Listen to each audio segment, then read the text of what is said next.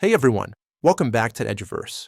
Today, we're diving into something that's not just tech news, it's about our future.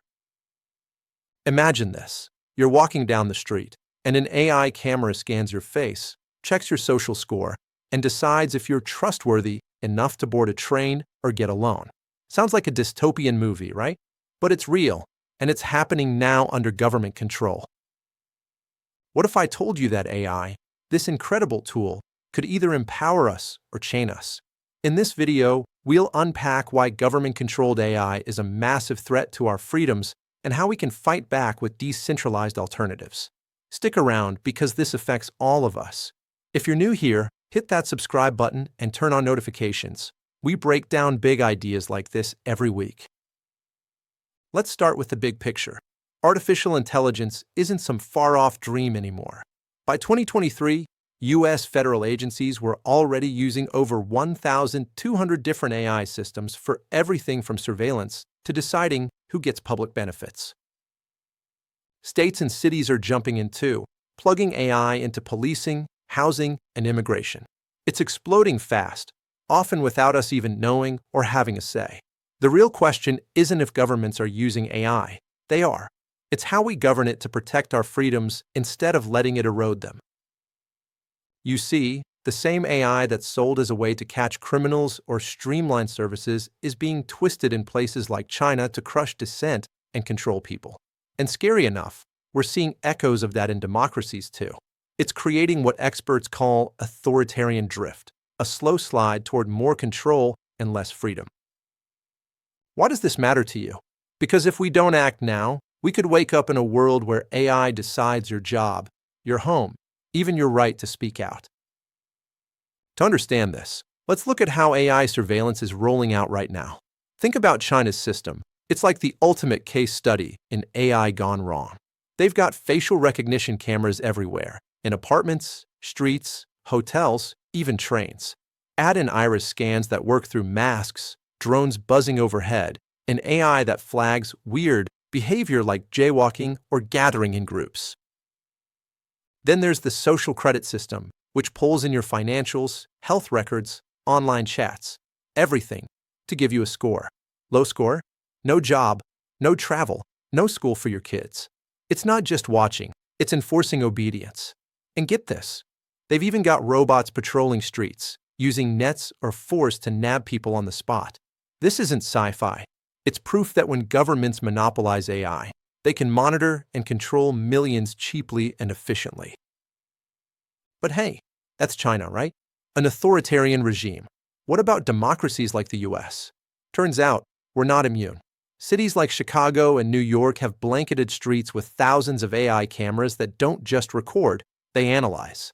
They spot objects, track cars, flag suspicious patterns, and even predict where crimes might happen.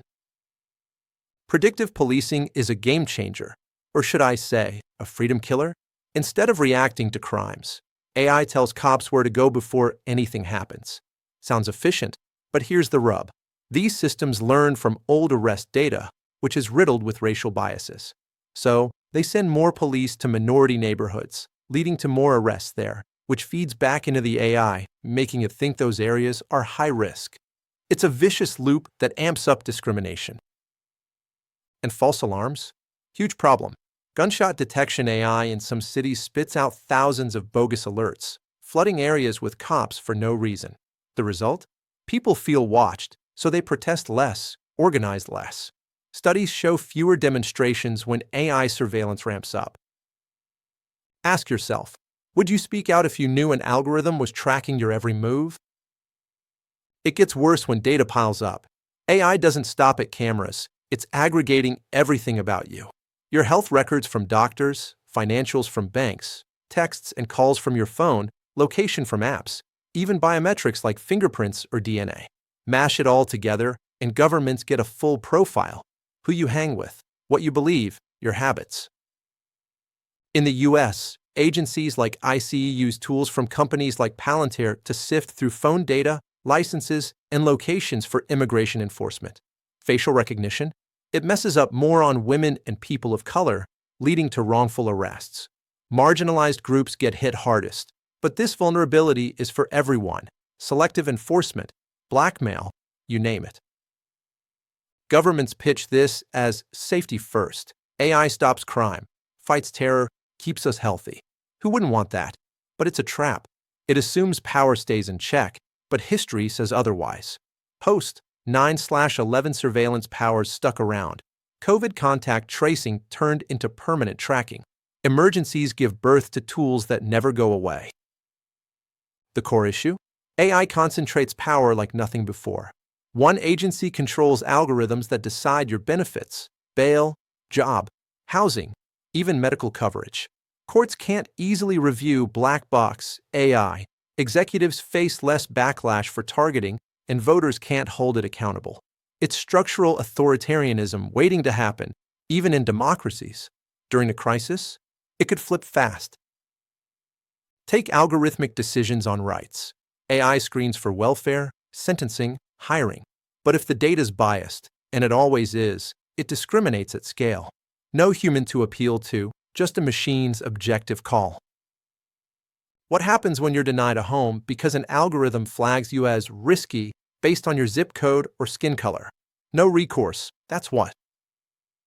So, is this inevitable? Absolutely not. There's a better way: decentralized, open source AI. Instead of power in one government's hands, spread it out. Make code public so anyone, researchers, journalists, you, can audit it for flaws or backdoors. Let communities vote on how AI is used in their neighborhoods. Use distributed development where no single group calls all the shots. And give people ownership of their data, no government grab without consent. This preserves democracy because it builds in checks.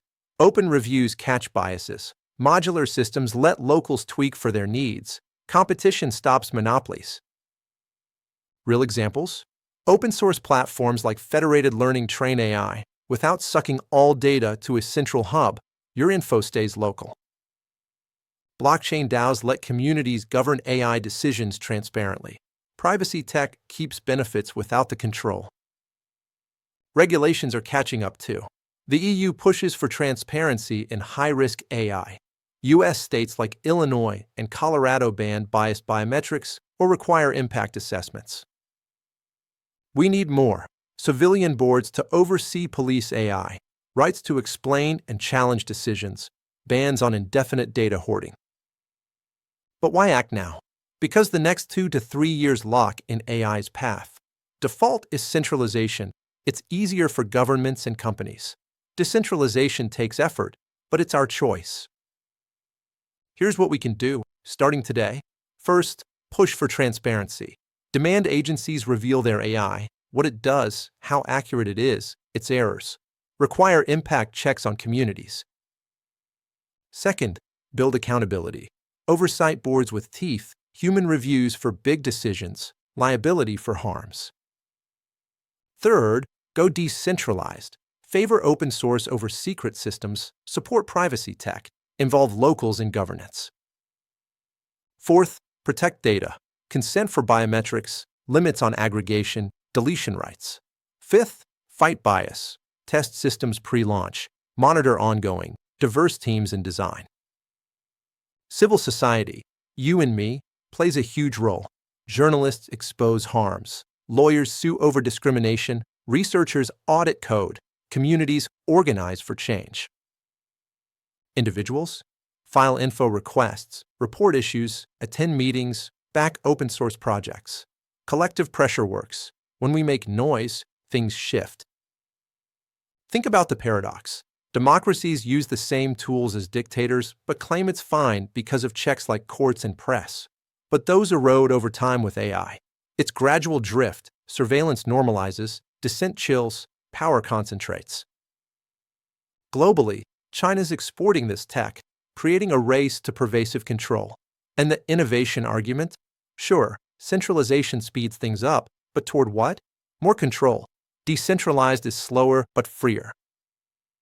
In wrapping up, remember, government AI is everywhere, biased and opaque, enabling control by slashing surveillance costs and preempting threats. But decentralized alternatives keep power distributed, accountable, and human-centered. The future isn't set, it's our call. Demand transparency, fight for accountability, advocate decentralization. If we don't, we'll regret it. What do you think? Is AI scaring you yet? Or do you see hope in decentralization? Drop a comment below, share your thoughts, maybe your story with AI bias. If this opened your eyes, like, subscribe, and hit the bell for more on tech and freedom. Let's keep the conversation going. Thanks for watching. Stay vigilant out there.